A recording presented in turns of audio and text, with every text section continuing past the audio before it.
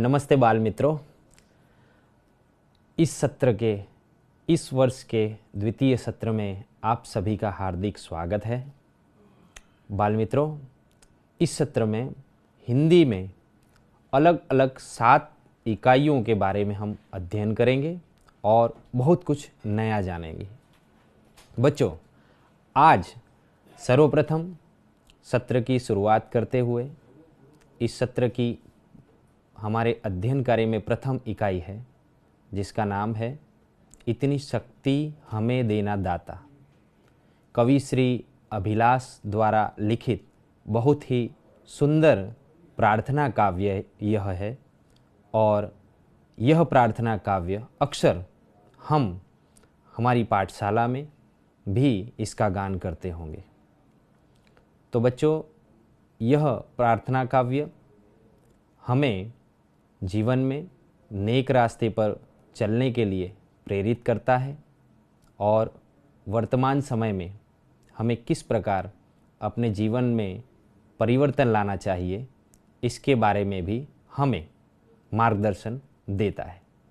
तो आइए बच्चों, सबसे पहले हम इस काव्य का बहुत ही ध्यान से श्रवण करेंगे।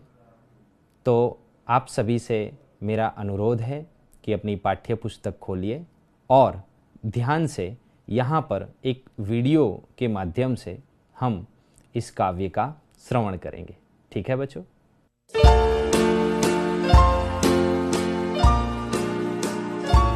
इतनी शक्ति हमें देना दाता, मन का विश्वास कमजोर होना। इतनी शक्ति हमें देना दाता, मन का विश्वास कमजोर होना। हम चले नेक रास्ते पे हमसे भूल कर भी कोई भूल होना। इतनी शक्ति हमें देना दाता, मन का विश्वास कमजोर होना।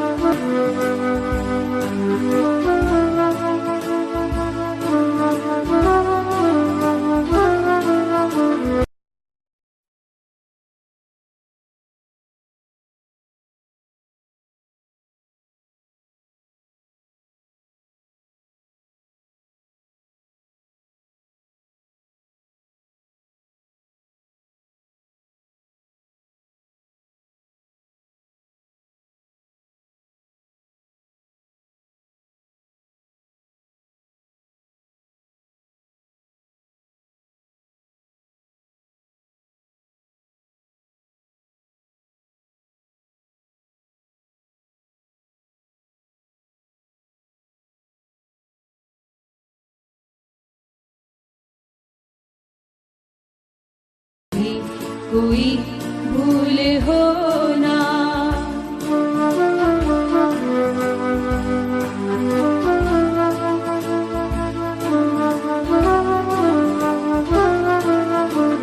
इतनी शक्ति हमें देना दाता, मन का विश्वास कमजोर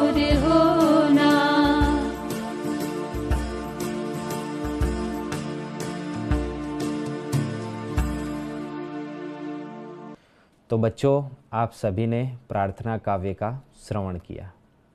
आशा करता हूँ आप सभी को खूब आनंद आया होगा।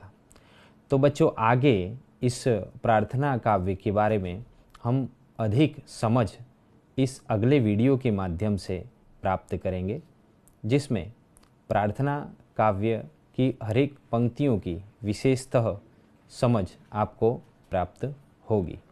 तो आइए हम एक और वीडियो देखेंगे। इतनी शक्ति हमें देना दाता, मन का विश्वास कमजोर होना। हम चले नेक रस्ते पे हमसे, भूल कर भी कोई भूल होना। इतनी शक्ति हमें देना दाता। समझूती। कवि भगवान से प्रार्थना करता है कि हे प्रभु, हमें इतनी शक्ति प्रदान करे कि हमारे मन का विश्वास कभी भी कम न हो। हमें हमारी काम करने की शक्ति पर पूरा विश्वास हमेशा बना रहे। हम हमेशा ईमानदारी व सच्चे रास्ते पर ही चले और भूल कर भी अर्थात अनजाने में भी हमसे कभी कोई भूल न हो। दूर अज्ञान के हो अंधेरे, तू हमें ज्ञान की रोशनी दे। हर बुराई से बचते रहे हम, जितनी भी दे भली जिंदगी दे। बैर होना किसी का किसी से, भावना मन में बदले की होना। हम चले नेक रस्ते पे हमसे, भूल कर भी कोई भूल होना। समझूती। हे प्रभु, हमारे जीवन से अज्ञान रूपी अंधकार को दूर कर तू हमें ज्ञान रूपी रोशनी दे। हमें हर बुराई व गलत काम से बचाकर हम भली जिंदगी जी सकें, ऐसी कृपा कर। हमारे जीवन में हमें किसी से कभी भी कोई बैर भाव न हो और हमारे मन में किसी के भी प्रति कभी बदले की भावना न रहे। हमेशा हम सच्चाई के रास्ते पर ही चलें। हम न सोचे हमें क्या मिला है, हम ये सोचे किया क्या है अर्पण। फूल खुशियों के बांटे सभी को, सबका जीवन भी बन जाए मधुवन। अपनी करुणा का जल तू बहा के, कर दे पावन हर एक मन का कोना। हम चले नेक रस्ते पे हमसे, भूल कर भी कोई भूल होना।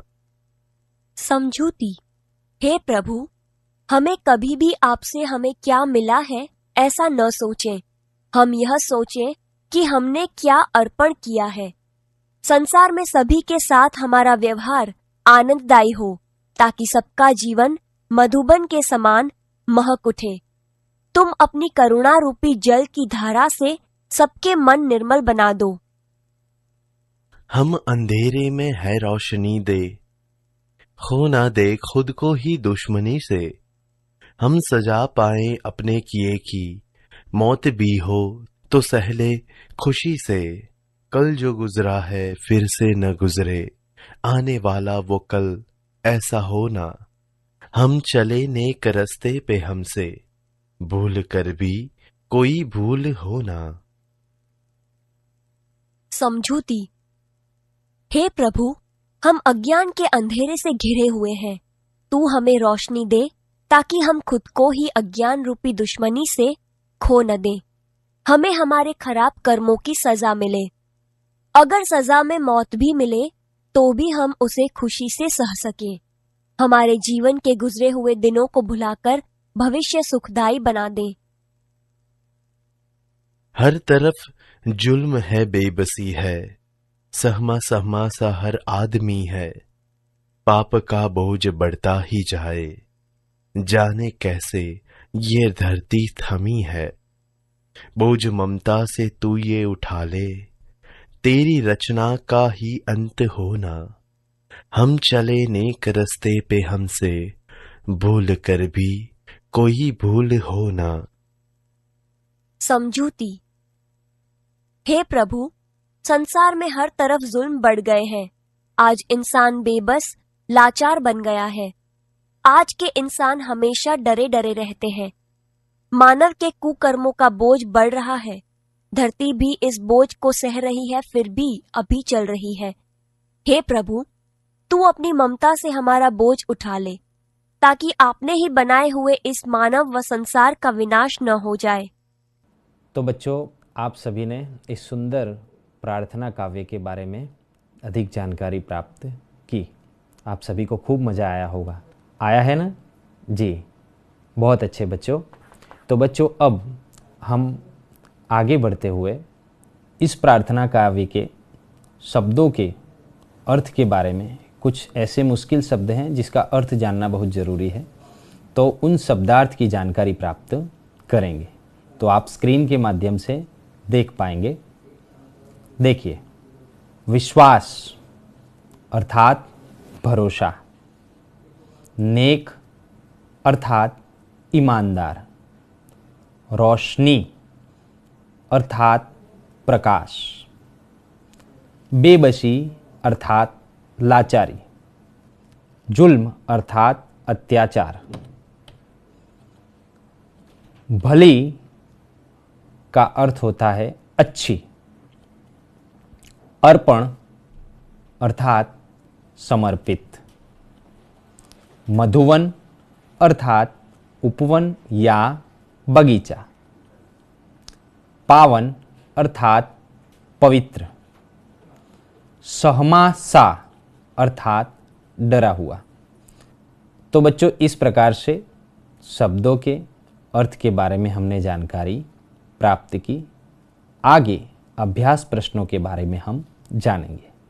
तो मैं आपको पीपीटी के माध्यम से प्रश्नों की जानकारी और उत्तर के बारे में भी थोड़ा हम समझने का प्रयत्न करेंगे, लेकिन साथ साथ में आप सभी को भी अपनी पुस्तक में अभ्यास के प्रश्नों को देखना है और साथ साथ में प्रश्नों के उत्तर देने का प्रयत्न करना है।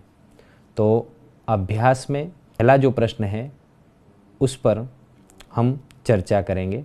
पीपीटी के माध्यम से पहले प्रश्न पर हम चर्चा करते हैं। आइए, निम्नलिखित प्रश्नों के उत्तर लिखिए। बच्चों, आप अपनी पुस्तक में भी देख पा रहे होंगे।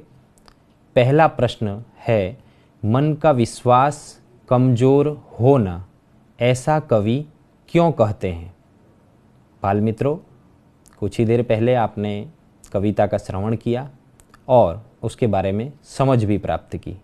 तो इसका उत्तर कुछ इस प्रकार से हम दे सकते हैं। कवि यहाँ प्रभु के प्रति जो हमारा विश्वास है वह कभी कम न हो, यह कहते हैं। अर्थात हम ईश्वर के प्रति जो भी आस्था रखते हैं वह कभी हमारी कम न हो, कवि यह कहना चाहते हैं। उसी प्रकार से दूसरे प्रश्न के आगे जाएंगे। धरती पर हर तरफ क्या है, क्यों है? तो बच्चों, आप सभी ने आगे सुना और पढ़ा। धरती पर हर तरफ जुल्म है, बेबसी है, क्योंकि एक आदमी दूसरे आदमी पर विश्वास नहीं करता है, भरोसा नहीं करता है, इसलिए हर आदमी डरा डरा सा हमें दिखाई देता है। इस प्रकार आजकल का जो समय है, इसी प्रकार हमें हमारे आसपास ऐसा देखने को मिलता है कि एक व्यक्ति दूसरे व्यक्ति पर भरोसा नहीं करता है और इसीलिए हर व्यक्ति अपने आप में थोड़ा डरा या सहमा सहमा सा है। आगे तीसरे प्रश्न पर हम आगे जाएंगे। हम जगत में क्या अर्पण करना चाहते हैं, क्यों? आप सभी ने आगे देखा उस प्रकार से हमें जगत से क्या मिला है यह न सोचकर हम क्या अर्पण कर सकते हैं यह हमें सोचना है बच्चों। अर्थात कवि यहाँ पर यह कहना चाहते हैं कि हमें क्या मिला है इसके बारे में हमें नहीं सोचना चाहिए। हम इस जीवन में, इस दुनिया में हमारे जैसे लोगों को हम क्या दे सकते हैं, हमें इसके बारे में सोचना चाहिए। आगे प्रश्न के पर हम जाएंगे। हम सभी को क्या बांटना चाहते हैं, क्यों?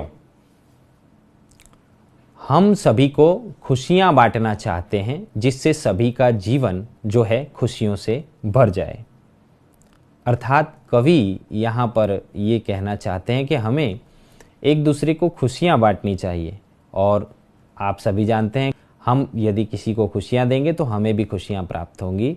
और एक बगीचा जब फूलों से खिल जाता है उसी प्रकार से किसी को खुशियाँ देने से उसका जीवन भी मधुबन के समान खिल जाएगा। आगे देखेंगे, सबका जीवन भी बन जाए मधुबन का भावार्थ क्या है। देखिए मैंने आगे बात की उस प्रकार से, जिस प्रकार फूलों के खिलने से मधुबन सुंदर लगने लगता है उसी प्रकार से सभी का जीवन खुशियां रूपी फूलों से सुगंधित बन जाए। अर्थात यहाँ पर सभी का जीवन मधुबन स्वरूप हो जाए, अर्थात कि सभी का जीवन सुगंधित फूलों से महकने लगे। तो बच्चों इस प्रकार हमने प्रार्थना काव्य के अनुसंधान में प्रश्नों के उत्तर दिए। अभ्यास में प्रश्न क्रम 2 की तरफ अब हम आगे बढ़ते हैं। तो पीपीटी के माध्यम से हम देखेंगे, निम्नलिखित रिक्त स्थानों को कोष्टक में से सही शब्द चुनकर वाक्य पूर्ण कीजिए। तो देखिए बच्चों, यहाँ पर अलग अलग प्रकार के संयोजक दिए गए हैं जो कि 2 अलग अलग वाक्यों को संयोजन करने का अर्थात जोड़ने का कार्य करते हैं। वो संयोजक आपको आपकी स्क्रीन पर भी दिख रहे होंगे, आपकी पुस्तक में भी लिखे हुए हैं। मैं आपको पढ़ के सुनाऊंगा। क्योंकि, ताकि, और, कि, लेकिन, फिर भी, या। तो इस प्रकार से अलग अलग संयोजक यहाँ पर आपको दिखाई दे रहे हैं। तो बच्चों सबसे पहला वाक्य जो आपकी पुस्तक में है वो देखिए, राधा पढ़ने में तेज है, खाली जगह खेल में नहीं।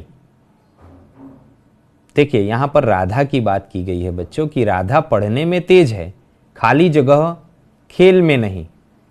तो अब आपको ऊपर दिए गए संयोजकों में से कौन सा संयोजक यहाँ पर आप रखेंगे तब वाक्य सही होगा, ये आपको सोचना है।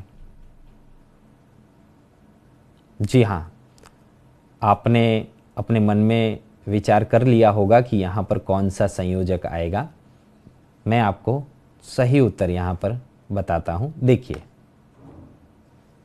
जी हाँ, शायद आपने जो सोचा था वही, राधा पढ़ने में तेज है लेकिन खेल में नहीं। अर्थात राधा एक तरफ पढ़ने में तेज है लेकिन वह खेल में उतनी तेज नहीं है। ठीक है बच्चों, देखिए, रोहित बहुत तेज भागा, खाली जगह वह गाड़ी पकड़ना चाहता था। तो देखिए, रोहित बहुत तेज भागा, खाली जगह वह गाड़ी पकड़ना चाहता था। तो इस खाली जगह में कौन से संयोजक का उपयोग होगा, सोचिए। जी हाँ, देखिए, अब आपने सही सोचा या गलत वो आपको यहाँ अब देखने मिलेगा। देखिए, जी हाँ, शायद आप में से बहुत से बच्चों ने सही सोचा होगा। रोहित बहुत तेज भागा क्योंकि वह गाड़ी पकड़ना चाहता था। रोहित इसीलिए तेज भागा क्योंकि वह गाड़ी पकड़ना चाहता था। तो यहाँ पर क्योंकि संयोजक का उपयोग इस वाक्य में होगा। ठीक है बच्चों, हम आगे जाएंगे। सुरेश को बुखार था, खाली जगह वह स्कूल आया। बताइए कौन सा संयोजक का उपयोग यहां पर आप करेंगे। देखिए, सुरेश को बुखार था फिर भी वह स्कूल आया। तो यहां पर फिर भी संयोजक का उपयोग इस वाक्य में आपने देखा। मैं समझता हूँ खाली जगह वह क्या कहना चाहता है। सोचिए कौन सा संयोजक का उपयोग आप यहां पर करेंगे। जी हाँ, आप शायद जो सोच रहे हैं वह बिल्कुल सही है। उत्तर देखेंगे। मैं समझता हूं कि वह क्या कहना चाहता है। मैं समझता हूं कि वह क्या कहना चाहता है। तो यहां पर कि संयोजक का उपयोग किया गया है। तो देखिए बच्चों, आप चाय पसंद करेंगे, खाली जगह कॉफी। सोचिए बच्चों, यहां पर किस संयोजक का उपयोग होगा। जी हां, देखिए, आप चाय पसंद करेंगे या कॉफी, दो अलग अलग पेय पदार्थों का नाम यहां पर दिया गया है, इसलिए यहां पर या संयोजक का उपयोग किया गया है। देखिए बच्चों, अगला वाक्य है, मैंने सुबह ही पढ़ाई कर ली, खाली जगह शाम को खेल सकूं। सोचिए यहां पर खाली जगह में कौन से संयोजक का उपयोग होगा। जी हां, देखिए, मैंने सुबह ही पढ़ाई कर ली ताकि शाम को खेल सकूं। अक्सर आप सभी ऐसा करते होंगे, अपने खेलने के लिए समय जरूर निकालते होंगे अपनी पढ़ाई पूरी करने के बाद। तो यहाँ पर इस वाक्य में ताकि संयोजक का उपयोग किया गया है। देखिए बच्चों, अगला वाक्य आप देख पा रहे हैं आपकी पुस्तक में और स्क्रीन पे भी आपको दिखाई दे रहा होगा। अध्यापक रुक गए, खाली जगह लड़के के बोलने की प्रतीक्षा करने लगे। जी हाँ, अब इस खाली जगह में कौन से संयोजक का उपयोग होगा। देखिए, अध्यापक रुक गए और लड़के के बोलने की प्रतीक्षा करने लगे। तो बच्चों, और संयोजक का उपयोग यहाँ पर हमने किया। तो इस प्रकार से बच्चों, हमने अलग अलग संयोजक का उपयोग वाक्य में कहाँ पर किस प्रकार से किया जाता है इसके बारे में जानकारी प्राप्त की।